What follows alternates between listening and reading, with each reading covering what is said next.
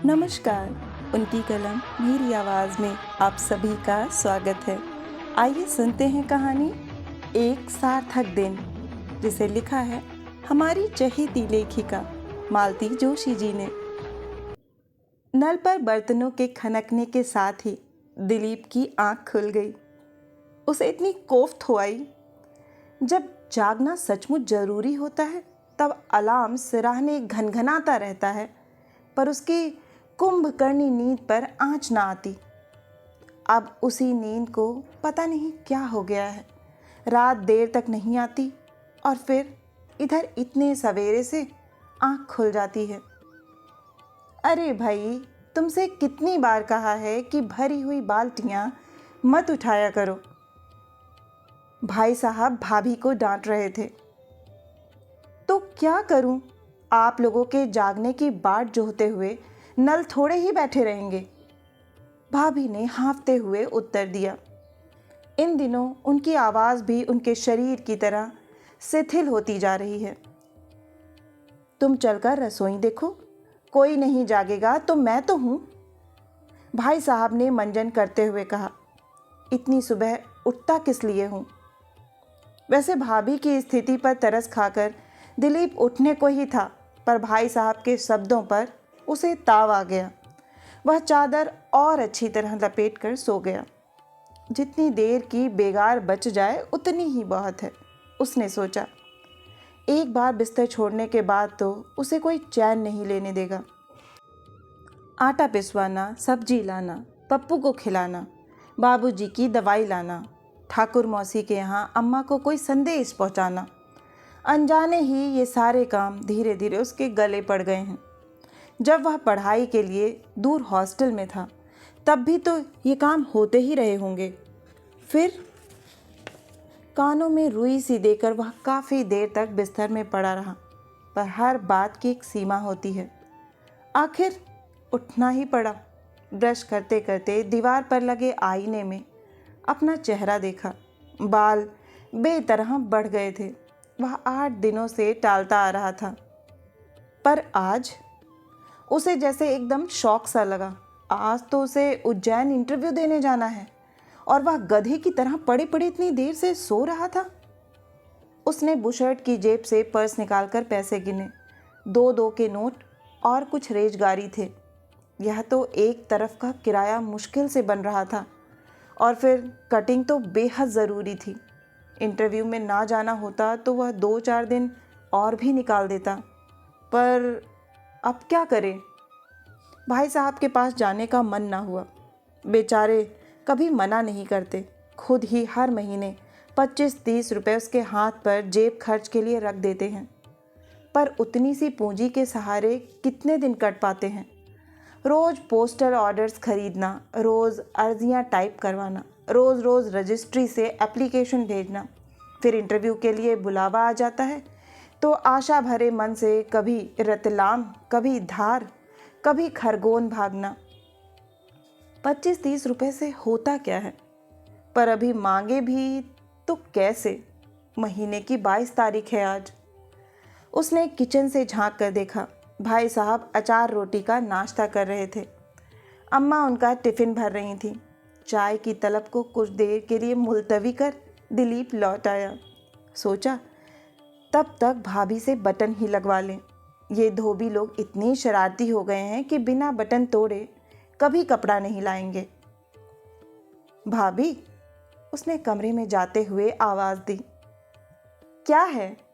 भाभी ने तल्खी के साथ पूछा। वह सहम कर रह गया। क्या यह वही भाभी हैं जो उसके आगे पीछे घुमा करती थीं? वह लौट रहा था कि भाभी को शायद अपनी भूल का एहसास हो गया। मनुहार भरे स्वर में बोली, क्या कह रहे थे भैया? सच, ये बच्चे कभी कभी इतना परेशान कर देते हैं कि दिमाग खराब हो जाता है। कुछ नहीं भाभी, पेपर मांगने आया था। सोचा वांट्स देख लूँ आज क्या निकली है। पेपर लेकर वह बरामदे में आकर बैठ गया। सोचा क्या भाभी ने उसके कंधे पर पड़ी कमीज भी ना देखी होगी, या देखकर अनदेखा कर गई। वह अखबार पर यूं ही नज़रें दौड़ा रहा था कि भाई साहब अपना बैग और टिफ़िन लेकर बाहर निकले। हड़बड़ी में एक नज़र पेपर पर डालकर सड़क पर आ गए। महू लोकल छूट जाने का डर जो था। ठीक उसी समय सामने वाले सक्सेना और उनकी पत्नी बाहर निकले। सक्सेना साहब की बहन राहुल को लिए खिड़की में खड़ी थी। राहुल पापा मम्मी को टाटा कर रहा था और मिसेस सक्सेना रोज की तरह विजी को ढेर से निर्देश दे रही थी। महाराज इन पर नज़र रखना, राहुल को 2 बार ड्रॉप्स दे देना, मेहरी से गेहूं ज़रूर बिनवा लेना। दिलीप के मुख पर एक विकृत सी मुस्कान तैर गई। सक्सेना की बहन और वह एक ही अवस्था से गुजर रहे थे। अनब्याही लड़की और बेकार लड़का, दोनों ही घर पर भार होते हैं। घर में है सिर्फ इसलिए कि उठाकर बाहर फेंकते नहीं बनता, इसीलिए दुनिया भर की बेगार उनके सर आ जाती है। दिलीप, माँ ने चाय के लिए आवाज़ दी, तब कहीं जाकर उसकी तंद्रा टूटी। अम्मा, कटिंग बनवानी है, चाय पीते हुए उसने कहा। अम्मा चुप बनी रहीं। उन्हें खूब मालूम था इस सूचना का अर्थ क्या है, पर वे चुप बनी रहीं। क्या रुपए 2 रुपए भी नहीं होंगे? उसने आजीजी से पूछा। अम्मा एकदम फट पड़ी। तेरे बाबूजी ने कभी मुझे इस लायक समझा भी है? सतीश ही बेचारा कुछ न कुछ देता रहता है, पर वह भी कहाँ तक करे? आखिर उसकी भी तो गृहस्थी है। अम्मा का यह बेसूरना पता नहीं कितनी देर चलता रहता। घबराकर वह रसोई से भाग खड़ा हुआ। अम्मा की इस करुण गाथा में उसकी अकर्मण्यता का भी थोड़ा सा हिस्सा है, इसका एहसास उसे था। पेपर अब बाबूजी के पास था। वे बरामदे में खंभे से टिककर उकड़ू बैठे हुए जोर जोर से हेडलाइंस पढ़ रहे थे। उन्हें चाय का कप थमाते हुए अम्मा ने बात उठाई। दीपू कटिंग बनवाने के लिए कह रहा है। पर चाय का दूसरा कप भी कारगर न हुआ। बाबूजी एकदम भड़क उठे। तुम्हारे इस राजकुमार के मारे तो मैं तंग आ गया हूँ। अभी कमाना शुरू नहीं किया और नखरे देखो, लड़कियों को मात दे रहे हैं। आपने फिर उसकी कमाई की बात छेड़ी। देख नहीं रहे हैं, बेचारा रात दिन एक किए दे रहा है। मैं कहाँ मना करता हूँ भाई, पर ज़रा हाथ रोक कर खर्च करना चाहिए। जब देखो तब लॉन्ड्री में कपड़े धुलने जा रहे हैं, प्रेस होने जा रहे हैं। अब बताओ, ये काम क्या घर पर नहीं हो सकते? और कटिंग भी सैलून में कराएंगे। अब सुखी क्या बुरा है, पर इन्हें तो 1.5 रुपए वाली कटिंग ही चाहिए। झूठी शान में मरे जा रहे हैं सब। आप तो बस दुनिया कहाँ से कहाँ पहुँच गई और आप वही पुराना राग लेकर बैठे हैं। आखिर 4 लोगों के बीच उठना बैठना है उसे कि आपको? आजकल तो दफ्तर वाले भी मरे कपड़ों को देखकर ही रीझते हैं। तो रीझा क्यों नहीं अभी तक? इन्हें तो ऐसी नौकरी चाहिए कि इनके कपड़ों के क्रीज ना खराब हो। कितनी बार कहा है लाला धनीराम के पास चले जाओ, पर नहीं साहब, घटिया नौकरी ये नहीं करेंगे। इससे ज़्यादा सुनना दिलीप की बर्दाश्त के बाहर हो गया। उसने चप्पल पहनी, पैसे जेब में डाले और सड़क पर चला गया। ना सही इंटरव्यू, पर कटिंग तो आज वह करवा कर ही रहेगा। उसे बाबूजी पर बेहद ताव आ रहा था। अरे, पैसे ना देने हों तो ना दो, पर यह बात बात पर लेक्चर किस लिए? यही बाबूजी थे। पिछले साल भाई साहब ने अपने एक दोस्त के कोल्ड स्टोरेज में उसे लगवा देना चाहा था, तो कितना बरस पड़े थे। भाई साहब को उस दिन पता नहीं क्या क्या सुना डाला था, और आज खुद ही धनीराम जी के हार्डवेयर स्टोर में काम करने के लिए जोर डाल रहे हैं। देख कर चलिए मिस्टर। दिलीप चौंका। वह एक साइकिल वाले से टकराते टकराते बचा था। सफ़ेद झक कमीज, नीली टेरिकॉट की पैंट पहने वह व्यक्ति सीटी बजाता हुआ मस्ती से चला जा रहा था। कैरियर पर चमकीले स्टेपलर में लिपटी पुस्तकें थीं। किसी कॉलेज का विद्यार्थी लग रहा था। और 2-4 साल मौज कर लो बेटा, दिलीप ने मन ही मन कहा।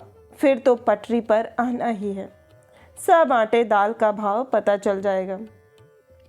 सच तो यह था कि उस बेफिक्रे से युवक को देखकर दिलीप ईर्ष्या से सुलग उठा था। उसका मन फिर उस मौज मस्ती वाले जीवन में लौट जाने को मचल उठा था। इतवार नहीं था, फिर भी सैलून में भारी भीड़ थी। वह बाहर खड़ा सोचता रहा कि देश में बेकारी बढ़ गई है, तभी तो बुधवार के दिन इतने लोग इत्मीनान से सैलून में बैठे हुए हैं। क्या पता इन सबको भी कहीं इंटरव्यू में जाना हो। पर क्या इन लोगों के यहाँ भी इसी तरह का नाटक हुआ होगा जैसे वह भुगत के आ रहा है। उसे हंसी आ गई। किस बात पर हंस रहे हो उस्ताद? दिलीप ने चौंक कर देखा। एक दुबला पतला सा लड़का पता नहीं कब से उसके पास आकर खड़ा हो गया है। चेहरे से वह मुश्किल से 14-15 का लग रहा था, पर बीड़ी पीने का अंदाज बड़ों बड़ों को मात करने वाला था। अभी से बीड़ी पीते हो? दिलीप ने पूछा। उत्तर में लड़के ने धुएं का एक कलात्मक छल्ला उछाल दिया। माँ बाप नाराज नहीं होते? कौन उनकी कमाई से पीता हूँ, उसका 2 टूक उत्तर आया। आवाज़ एकदम निर्भीक, लापरवाह किस्म की। उसकी इस बेफिक्री से दिलीप को ईर्ष्या हो आई। पता नहीं किस सोच में भरकर बोला, प्यारे, कमाई करने को तो यहाँ भी तरस रहे हैं, पर काम तो मिले। वह लड़का हंसा। काम बाबुओं को नहीं मिलता, हम लोगों के लिए तो काम ही काम है। चलो मेरे साथ, चाहे जितना काम दिला दूं। उसका आत्मविश्वास सचमुच गजब का था, पर दिलीप को तो हैरत में डाला था उसकी आत्मीयता ने। क्या सचमुच मुझे यह लड़का अपने जैसे ही मान बैठा?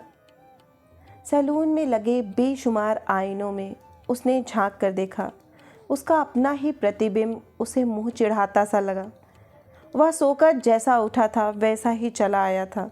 बदन पर नाइट सूट था। यह नाइट सूट उसने कॉलेज में प्रवेश लेते समय सिलवाया था। उन दिनों इसकी अलग ही शान थी, पर अब इतने वर्षों में उसका रंग रूप एकदम धुल पुछ गया था। केवल मजबूरी में दिलीप इसे चला रहा था। उसके बिखरे हुए बाल, बढ़ी हुई दाढ़ी, सचमुच इस समय वह किसी कोने से भी बाबू टाइप नहीं लग रहा था।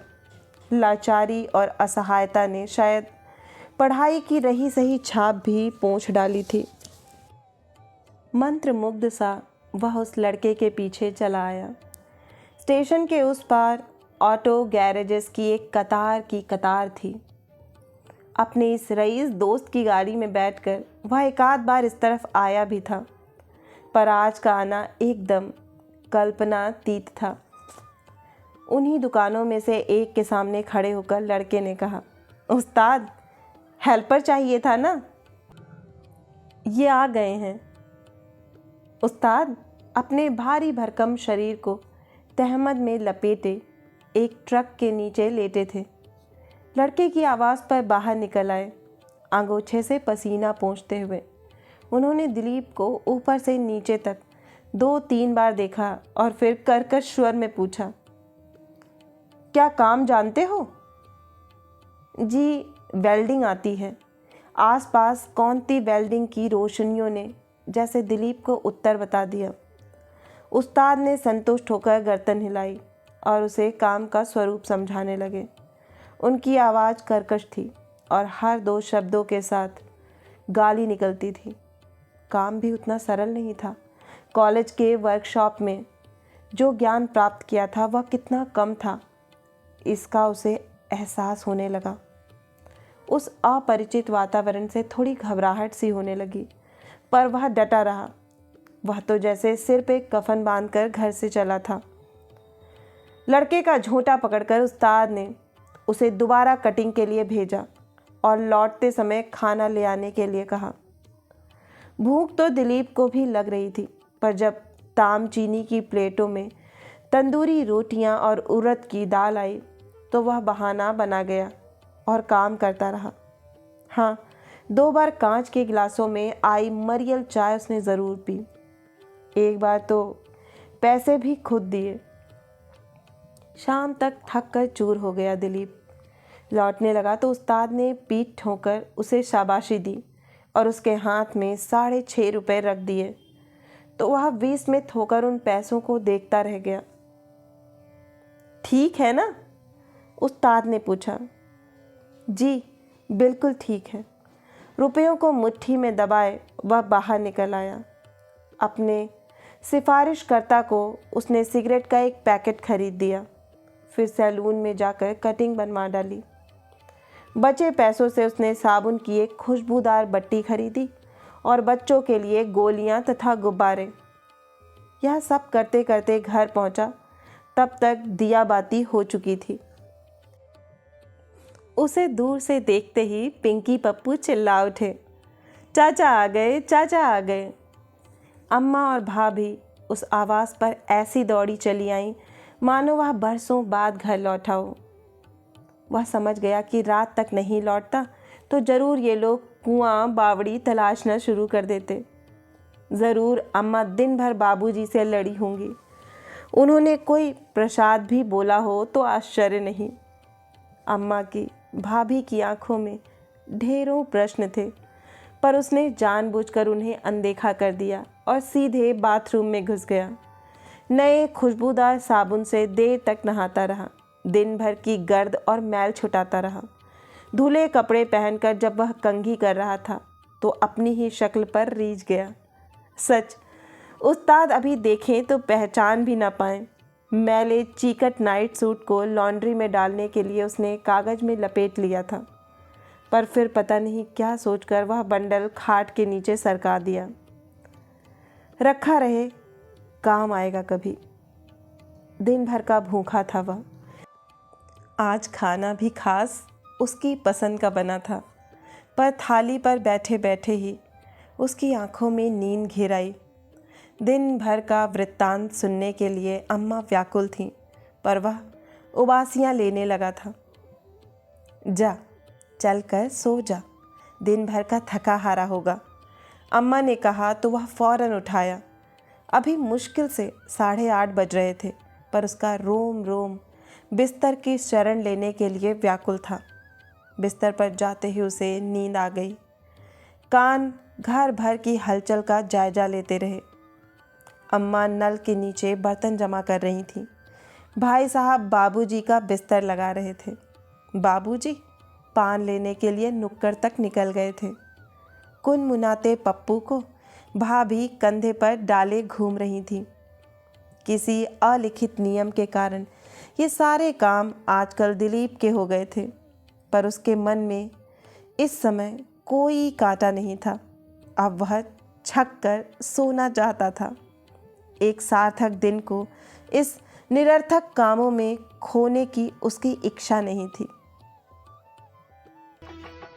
आशा है कि यह जीवन की सत्यता को बताती हुई कहानी आपको बहुत ही पसंद आई होगी।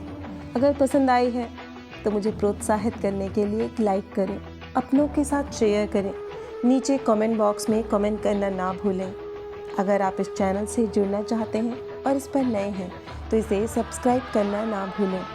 फिर मिलती हूँ एक नई कहानी या कविता के साथ। तब तक के लिए आप सभी का कहानी सुनने के लिए बहुत बहुत धन्यवाद।